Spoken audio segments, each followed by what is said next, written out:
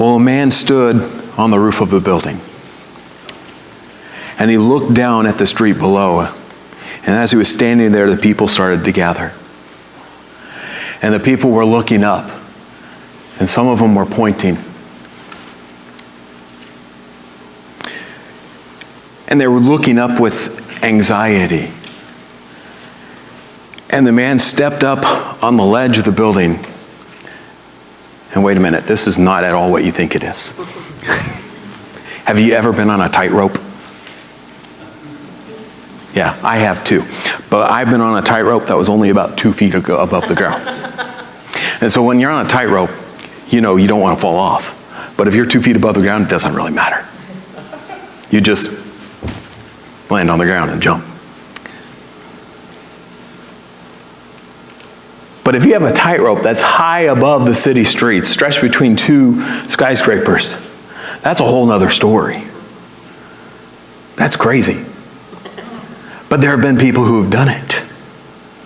And you want to walk across this small wire, and up there the wind is blowing, and it could easily knock you off balance. And up there, you could easily take one small misstep because that wire is so small. And it's so easy to fall and so hard to stay on. One wrong step, one bad decision, or if someone shakes that wire, and you're done. It's what I would call a very precarious situation. And in our passage today in 2 Samuel, David finds himself in his own precarious situation. You see, he was king, but he had just been chased out of town. And most people in the nation of Israel had traded their allegiance, or at least the leading people of the nation of Israel, had traded their allegiance to Absalom. But now Absalom is dead. And so now what will they do? What will David do? Do they want David back as king? Do they like David? Can he regain their support? Can he regain leadership? Is there someone else who might step up and try and take that leadership? Can David be restored as king? You see, here's the thing. God had chosen him. But will David return to the throne? We're in chapter 19. We're going to see the king return. Chapter 19, verse 9. And all the people were arguing throughout all the tribes of Israel, saying, "The king delivered us from the hand of our enemies and saved us from the hand of the Philistines. And now he has fled out of the land from Absalom. But Absalom, who we anointed over us," in other words, who we made king over us, "is dead in battle. Now therefore, why do you say nothing about bringing the king back?" Now notice what it says here. It says they were arguing. So the people of Israel are arguing. This is not just a friendly conversation, but a heated discussion. There is divided opinion about David and about what to do with him. The people aren't sure about what should happen. And so here are their arguments. He delivered us or saved us from our enemies, specifically the Philistines. And the Philistines had been Israel's lifelong enemies. They had caused problems for Israel all along. But David had put an end to their oppression. But, second argument, he ran away from Absalom. That's not very kingly. But Absalom, who we made king, is now dead. So whether he manipulated them into making him king or not, they made him king, and he's now dead. And so they have no king, and they find themselves in this situation. They need a king in order to lead them and to protect them from their foreign enemies. So what will they do? And so here they are. They all recognize their need for the king and that David was a good king. Even with his shortcomings, he was a good king. But they're all standing around looking at everyone else and waiting for someone else to make that first move. That's why I said, why aren't you saying anything about bringing him back? No one wants to make that first move. No one's stepping up and doing it. They're all looking for someone else to do it. Let's keep reading, verse 11. And King David sent this message to Zadok and Abiathar the priests. Say to the elders of Judah, why should you be the last to bring the king back to his house when the word of all Israel has come to the king? You are my brothers, you are my bone and my flesh. Why then should you be the last to bring back the king? And say to Amasa, are you not my bone and my flesh? God do so to me and more also, if you are not commander of my army from now on in place of Joab. And so David hears about this discussion that Israel is having, that all of Israel is having. And he seems to be a little upset at his own tribe, his closest relatives, that they haven't made the move. And so he sends a message to them, kind of confronting them and challenging them to do something. He says, you're my closest relatives. You were my strongest supporters. Why aren't you supporting me now? Why aren't you doing something? Where are you? And he seems to be reeling a little bit from everything that's happened, but he needs them to show their support. Because if they don't support him, who will? And after all, many of those, his closest relatives, had taken away their allegiance from him and given it to Absalom, who was also their close relative. And so David needs to know that they're back with him before he does anything. But while he's challenging them with this, he also takes the opportunity to replace Joab as the commander of the army. Now, why would he replace Joab? Well, for one, he knows that Joab killed Absalom in defiance of his order. You see, Joab was a good military leader, but he's out of control. Even the king can't really control him. Secondly, Absalom had appointed Amasa the commander of Israel's army. And I believe this is a bit of a political move, because David is trying to appease those who may still have some pro-Absalom leanings. Well, I'll make the commander that he chose to be the commander of the army.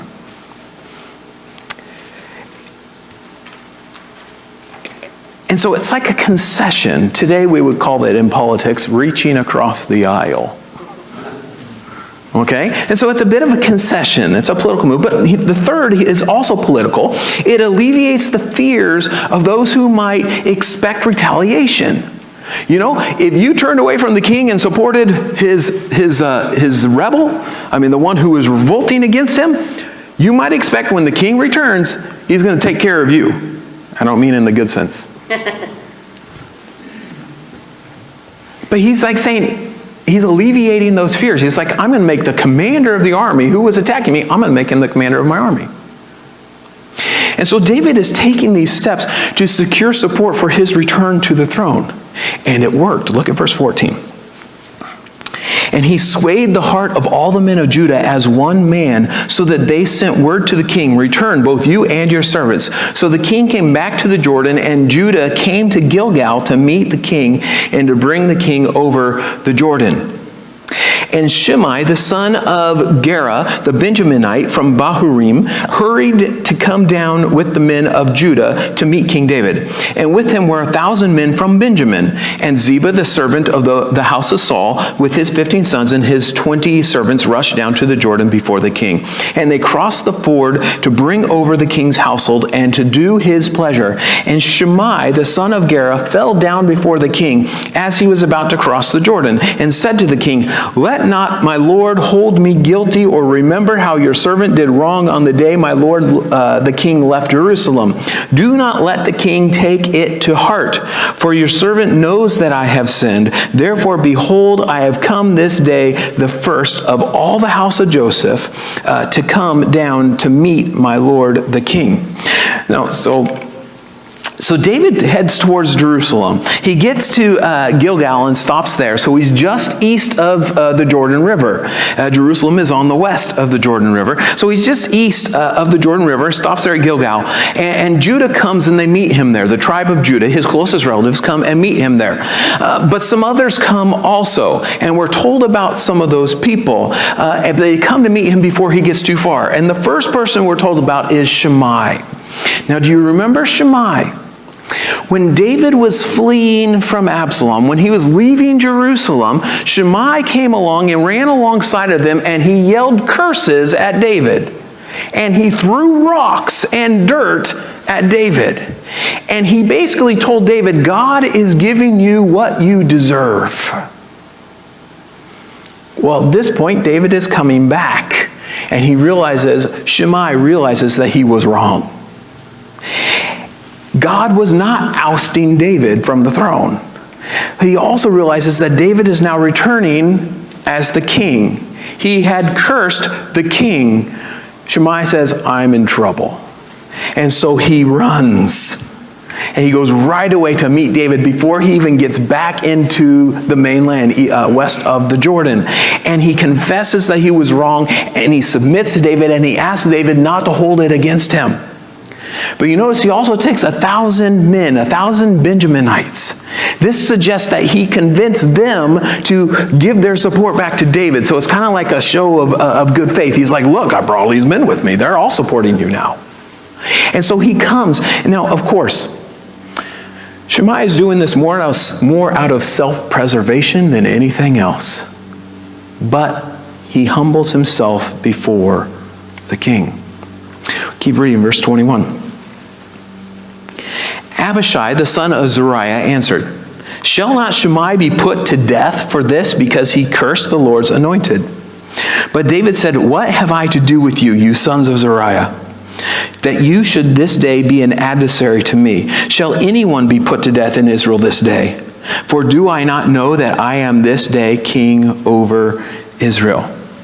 And the king said to Shimei, You shall not die. And the king gave him his oath. Now, if you remember the conversation that David had with Abishai, when Shimei was first cursing David, this one is very similar. It's almost, Abishai basically says, let me kill him. And David says, no. But David's reasoning is different. In the first time, he told him no because he said, God may have told Shimei to say these things.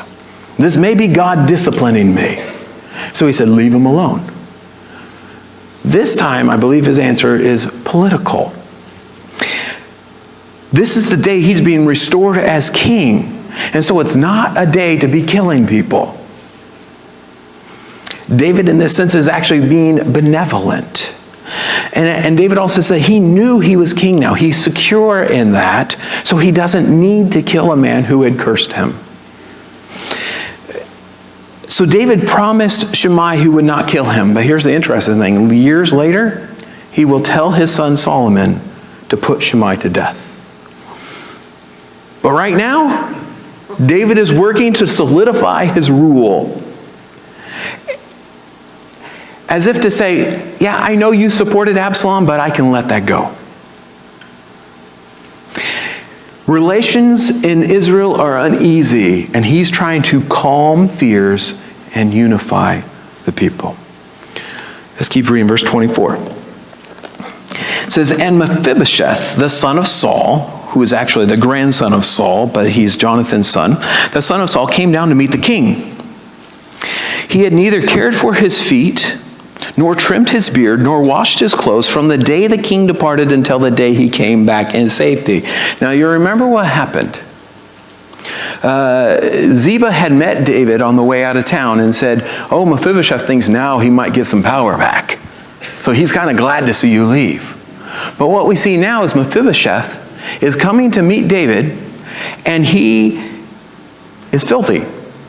He hasn't been taking care of himself. He hasn't trimmed his toenails. He hasn't trimmed his beard. He hasn't washed his clothes. So he's not been taking care of himself. In other words, he's acting like he's in mourning. Now, here's the interesting thing. If Absalom was in town in Jerusalem and Mephibosheth was acting like he was in mourning over the loss of David, that was actually dangerous for him to do.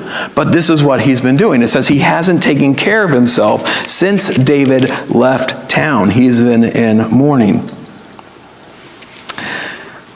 Verse 26. Before the end of verse 25, and the king said to him, why did you not go with me, Mephibosheth? In other words, David expected that, Mephibosheth ate at his table. David took care of him. He was kind of like part of the family. He's like, why didn't you come with? He answered, verse 26, my lord, O king, my servant deceived me. For your servant said to him, I will saddle a donkey for myself that I may ride on it and go with the king, for your servant is lame. So David says, my servant, talking about Ziba, deceived me. You see, I wanted to get on a donkey and come with you. And he reminds David, by the way, remember I'm lame, I'm crippled. There are some things I can't do for myself. I wanted to saddle a donkey, I wanted to come. But apparently Ziba didn't help him. In fact, he may have taken the donkey. Because remember when Ziba came, he had a bunch of donkeys with him? He may have even taken Mephibosheth's donkey. I don't know. But he says, I was deceived. He continues in verse 27, he has slandered your servant to my lord the king. He lied about me. But my lord the king is like an angel of God. Do therefore whatever seems good to you. In other words, you're wise. You know, you can figure things out. Do what you think is right. Verse 28, for all my father's house were but men doomed to death before my lord the king. But you set your servant among those who eat at your table. What further right have I then to cry to the king? He says, we were all as good as dead. I was a relative of Saul, but you saved my life. And you brought me into your house. He said, I don't have anything else I can ask for you. I can't make another request of you. Verse 29, and the king said to him, why speak of any more of your affairs? I have decided you and Ziba shall divide the land. And Mephibosheth said to the king, oh, let him take it all, since my lord the king has come safely home. And so David hears what Mephibosheth is saying. He almost seems to kind of blow off the situation. He's like, oh, I've heard enough, don't worry about it.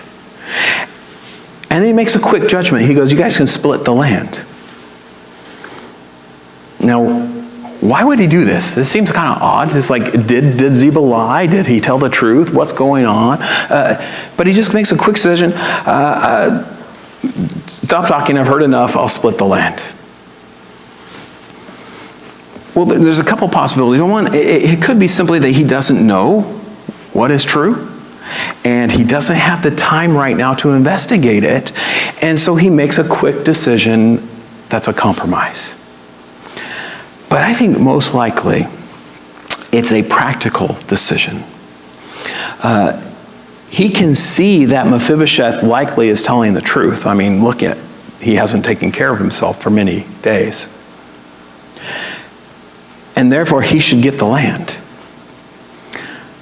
Because it was his. On the other hand, although Ziba probably lied, when David was leaving Jerusalem, he actually did help David in a great way. I mean, he was a huge help to David. They were running on land. They had nothing. And he said, here's food, here's supply.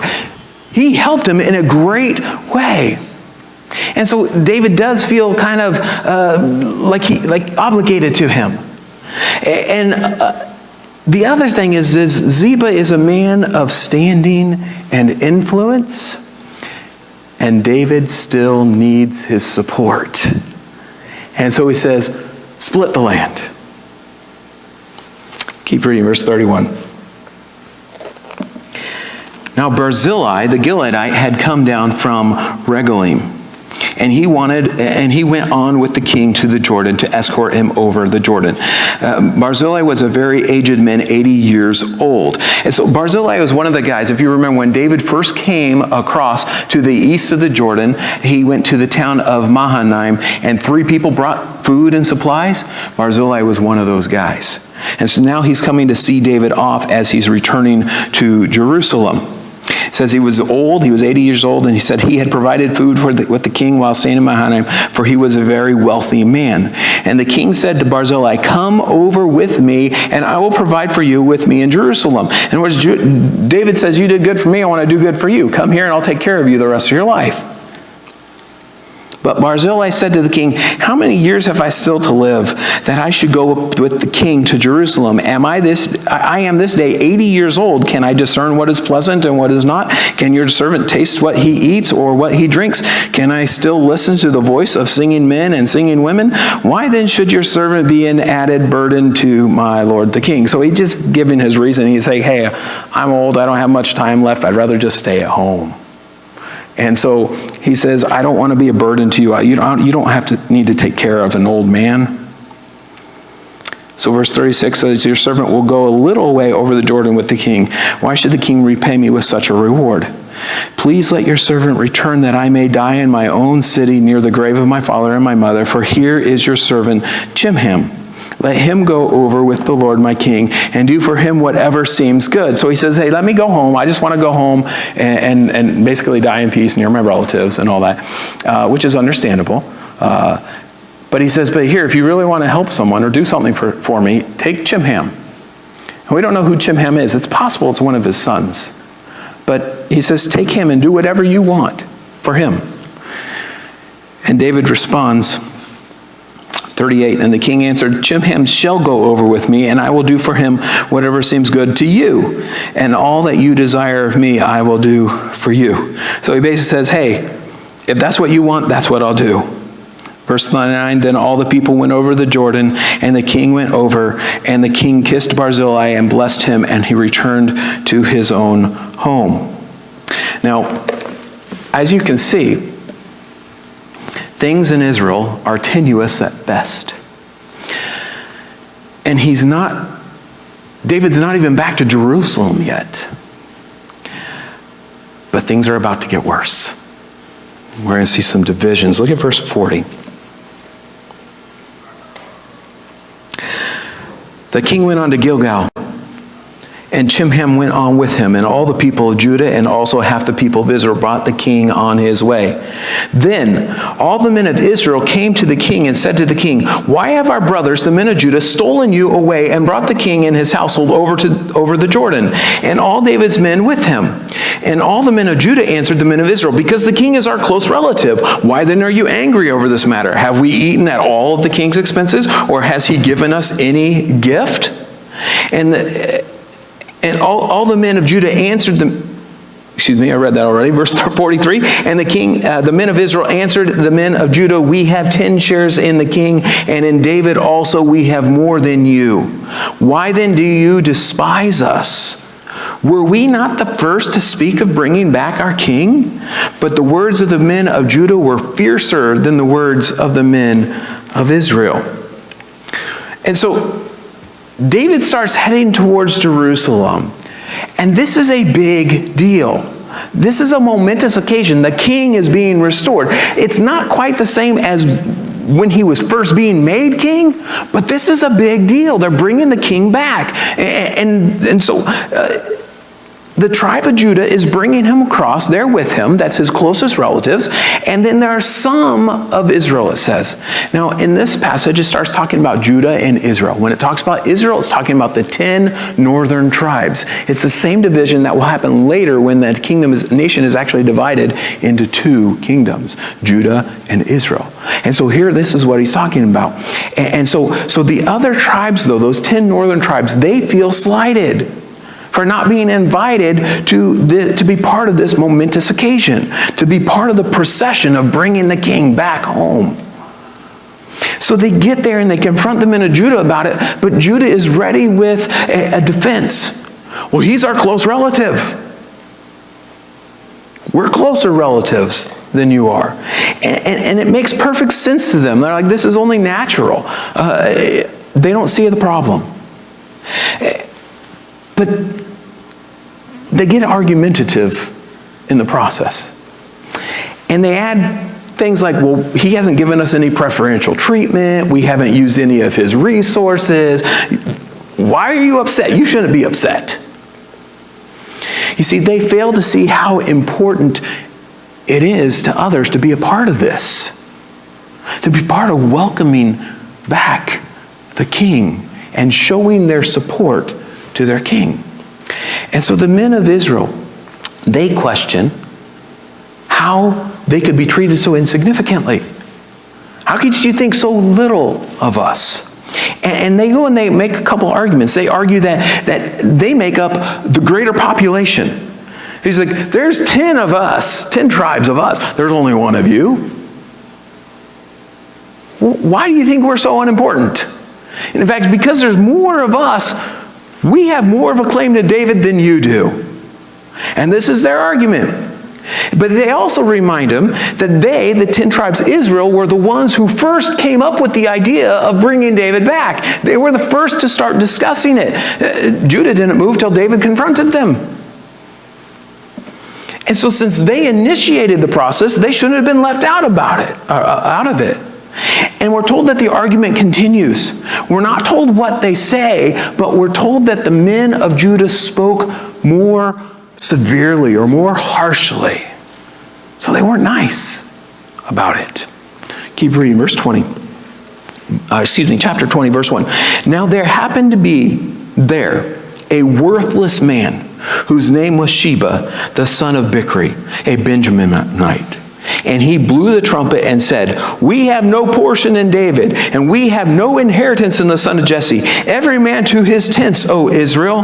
So the men of Israel withdrew from David and followed Sheba, the son of Bichri. But the men of Judah followed their king steadfastly from the Jordan to Jerusalem. And so things were a little heated, but now they're totally out of hand. Because Sheba, he just blows things out of proportion. He makes a bigger mess out of things than they already were. That's why he's called a worthless man. In other words, he's a troublemaker. He is someone who is up to no good. We're also told that he's a Benjaminite, which means that he's a close relative to Saul. And so he may have been a supporter of Saul. He may be upset that David is king in the first place. But here he is, he's there, he's causing problem, and he calls for another rebellion. The one with Absalom just got over. Now he calls for another rebellion. Not necessarily to overthrow David at this point, but just simply to leave, to separate. He wants the 12 northern tribes to secede from the kingdom of David. Like, let's have no part of it. And when he does this, he's responding to the actions and the arguments of Judah, but he goes too far. He's like a kid who doesn't get his way. You think you're so special because you're a closer relative? I guess we have nothing to do with him. Let's all go. And he just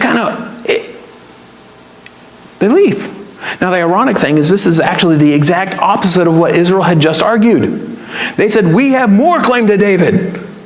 And now Sheba says, we have no claim to David. Let's go. But he takes advantage of the situation. He takes advantage of the hostility between the groups, and he declares independence. And he takes the rest of the 10 tribes with him. Now, this is the response of an immature troublemaker. But the men of Israel are upset. They are hurt. And so they follow him. And they leave. But isn't this just the way our world is?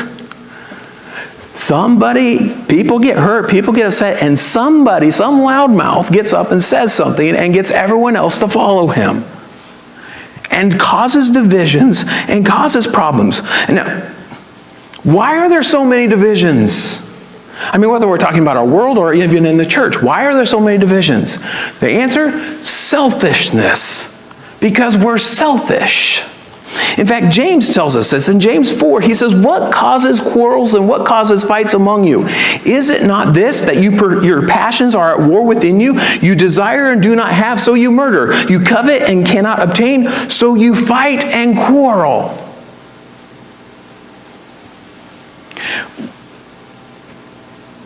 We would not be so easily offended if we weren't so selfish. And there would be a lot less arguing, a lot less division if we cared more about the other people. If we did what Jesus said and loved our neighbor as ourselves. But we know that's only possible if you have a changed heart. That's only possible if God is continuing to change your heart. Well, let's keep reading chapter 20, verse 3. And David came to his house at Jerusalem, and the king took the 10 concubines whom he had left to care for the house and put them in a house under guard and provided for them, but did not go into them. So they were shut up until the day of their death, living as if in widowhood. Now this is a sad little verse. But of all the things that we're told, of all the things that David did when he first got home, this is the one thing we're told about. He takes and he sets apart those 10 concubines, those 10 wives of his that were used by Absalom to assert his authority over David. He took them and put them in a house and he cared for them. But he basically had no relationship with them for the rest of their lives. And so they lived like widows deprived of their husband. This situation is a sad reminder of both Absalom's evil and of the consequences of David's sin. And so right in the middle, we're reminded all this mess goes back to David's sin again. The sad reminder. Keep reading verse 4. Then the king said to Amasa, "Call the men of Judah together to me within 3 days and be here yourself." So Amasa went to summon Judah, but he delayed beyond the set time that had been appointed him. And David said to Abishai, "Now Sheba, the son of Bichri, will do us more harm than Absalom. Take your Lord's servants and pursue him, lest he get himself to fortified cities and escape from us." And there went out after him Joab's men and the Cherethites and the Pelethites and all the mighty men. They went out from Jerusalem to pursue Sheba, the son of Bichri. Now, so David orders the newly appointed commander, Amasa, go gather the fighting men of Judah and so we can stop this rebellion. And he says, be back here within 3 days. So he gives them a time frame. Amasa goes to do it, but he doesn't come back in the time he was supposed to be. And David says, I can't wait any longer to deal with Sheba. We've got to take care of this. And so I can't allow this a movement to gain traction, because then it will truly divide Israel. And so we need to get to Sheba before he gets to a defensible location. So notice, though, who he sends to lead the army. Amasa, the commander's not back, but he sends the army. He sends Abishai, who is Joab's brother. But whose men does it say that he's leading? Who follows him? Joab's men. Interesting little interplay here. You see, they're actually David's men, but Joab has led these men for many years. And he's making the point, the author is making the point here, that Joab is not leading his men. Joab is not the commander. David has once again passed over Joab. But look what happens, verse 8. When they were at the great stone that is in Gibeon, Amasa came to meet them. Now Joab was wearing a soldier's garment, and over it was a belt with a sword in its sheath and fastened on his thigh. And it went, as he went forward, it fell out.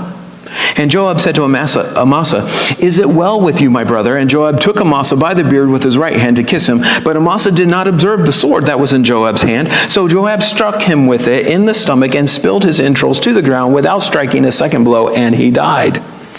Then Joab and Abishai his brother pursued Sheba the son of Bichri.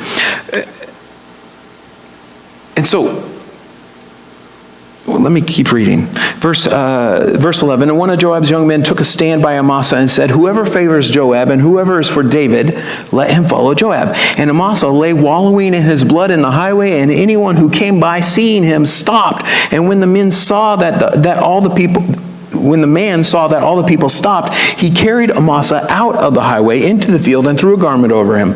When he was taken out of the highway, all the people went on after Joab to pursue Sheba, the son of Bichri. So here they are. They're about 6 miles from Jerusalem, and finally Amasa shows up. Now Joab goes to greet him. And when he gets down from his, he pretends to accidentally drop his sword. He picks it up in his left hand. Now we need to catch some of these subtle clues here. Left hand, that's not his fighting hand. His right hand is his fighting hand. So he picks it up in his left hand. And so Amasa doesn't pay any attention to it. Oh, he just dropped his sword and picked it up in his left hand. Joab reaches up with his right hand, which is his fighting hand, and grabs him, pulls him in to kiss him, to greet him. And when he does it, he stabs him in the stomach and kills him.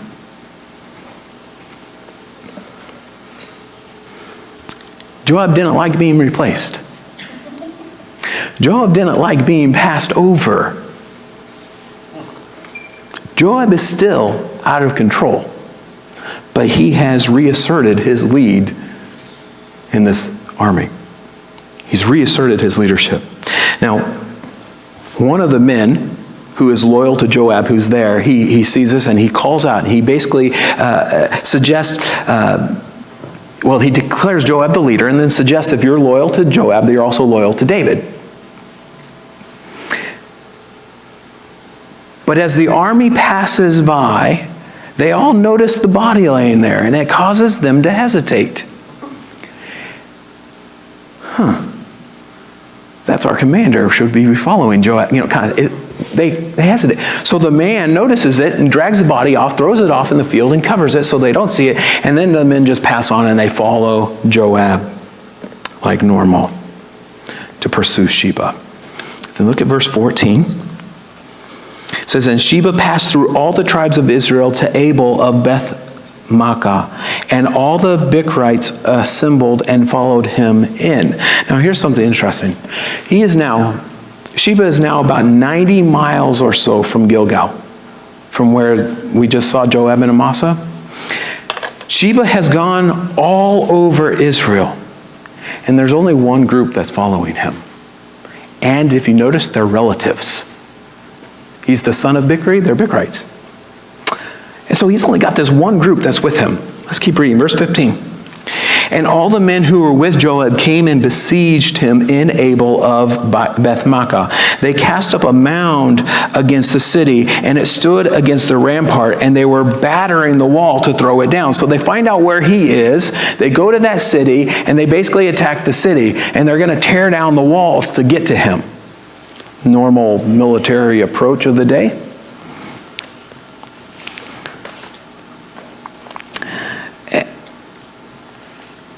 Lost my place. Here we are. Verse 16. Then a wise woman called from the city, hey, listen, tell Joab, come here that I may speak to you.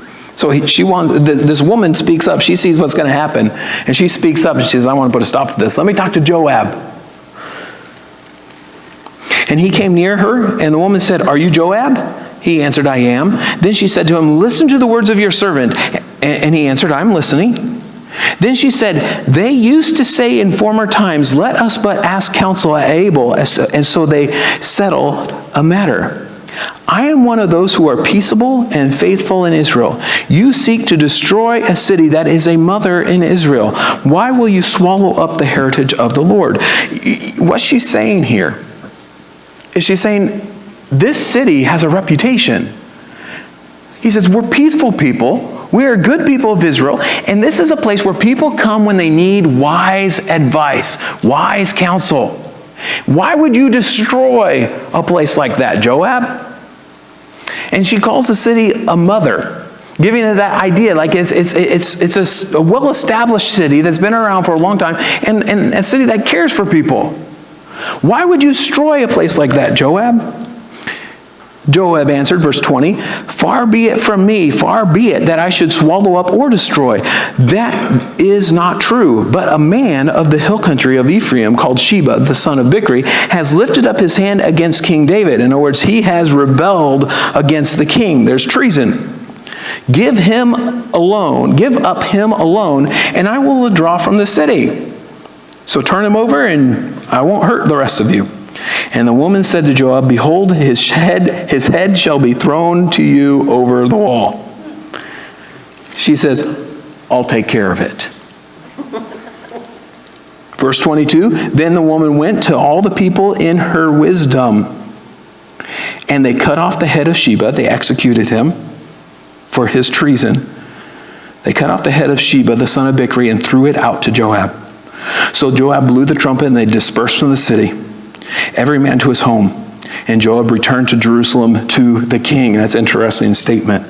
He returned to Jerusalem to the king. He returned. He was leading the army to the king. He continues to lead the army. Look in verse 23, it says, Joab was in command of all the army of Israel, and Benaiah the son of Jehoiada was in command of the Cherethites and the Pelethites, and Adoram was in charge of the forced labor, and Jehoshaphat the son of Ahilud was the recorder, and Sheva was the secretary, and Zadok and Abiathar were priests, and Ira the Jerite was also David's priest.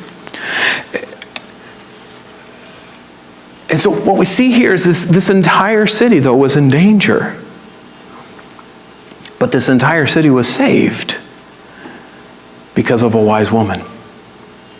In other words, their walls, their protection was spared. Their homes were spared.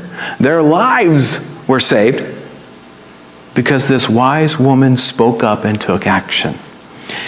And now Joab says, let's go home. The rebellion is over.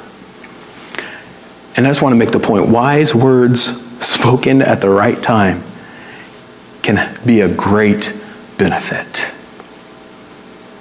But let's step back for a minute and look at the big picture. As the passage began today, David was not at all in a position of strength, but he's trying to reestablish his reign in Israel. He's being careful how he responds to people. He's making moves to gain their support. The people of Israel weren't sure if they wanted him back. They argued over it. Should we have him or not? Once they decide to bring him back, there's now civil unrest and division over him. And there's even this call for withdrawing from his kingdom. And his military leadership is in flux, and they're doing whatever they want, and they're taking power when they want. Things are crumbling in Israel. There's division, there's distrust, there's confusion, there's shifting loyalties, there are questions, there are doubts, there's self-promotion, there's dishonesty, there's strong support for David, and outright opposition to David. Humanly speaking, when we look at this situation, it looks unrealistic and implausible that David will really be restored as king. It appears now that the 10 tribes, the northern tribes, are turning against him.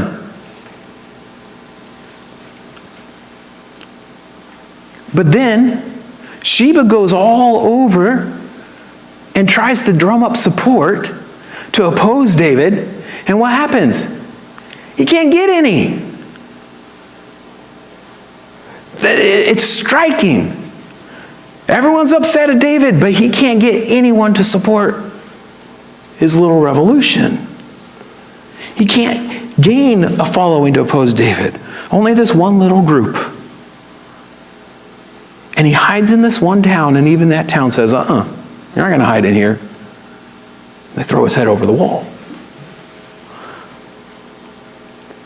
You see, the Israelites, they remain loyal to David.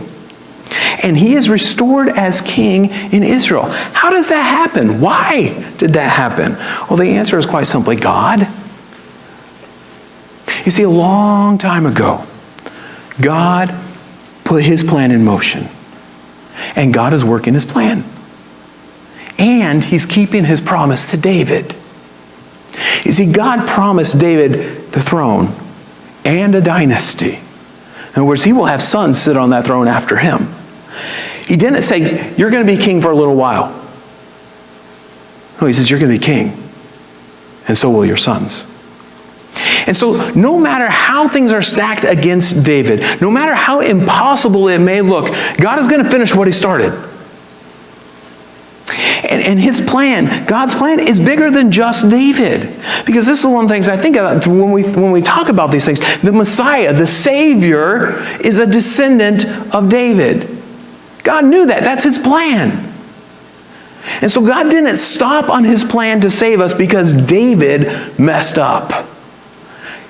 Isn't that good news? David didn't ruin it for the rest of us. Because God finishes what he starts. Because God is faithful. And here's my thought. I was lost in sin. I was deserving death. I was headed to judgment in hell. But I was saved through the death and resurrection of Jesus Christ. I was forgiven because of Jesus. I was declared righteous, declared not guilty because Jesus paid the penalty for my sin. He paid the price for me. I am a child of God. He is with me always, and I will be with him for eternity. And nothing can change that. I'm going to read a verse you probably know this. Romans 8:38-39 says, "For I am convinced that neither death nor life, nor angels nor rulers, nor things present, nor things to come, nor powers, nor height, nor depth, nor anything else in all creation will be able to separate us from the love of God in Christ Jesus our Lord." Nothing can change that. So as we walk on that tightrope of life, as we try and stay on that straight and narrow, and the winds blow us, and distractions come, and temptations come, and that wire shakes, and we make a misstep, and we slip, we sin, we confess, and we keep walking. And God doesn't quit on us. God doesn't throw us out and say, I'm done with you. He keeps working in our hearts. He keeps working in our lives. He keeps shaping us. He keeps making us righteous, making us like Jesus. Because that's his plan, and that is his promise. And it's so good to know that we have a God who keeps his promises. And we can have complete confidence that he finishes what he starts. Philippians 1:6, Paul writes, "I am sure, I am convinced, I'm positive, I know this. I am sure of this, that he who began a good work in you will bring it to completion at the day of Jesus Christ." God finishes what he starts.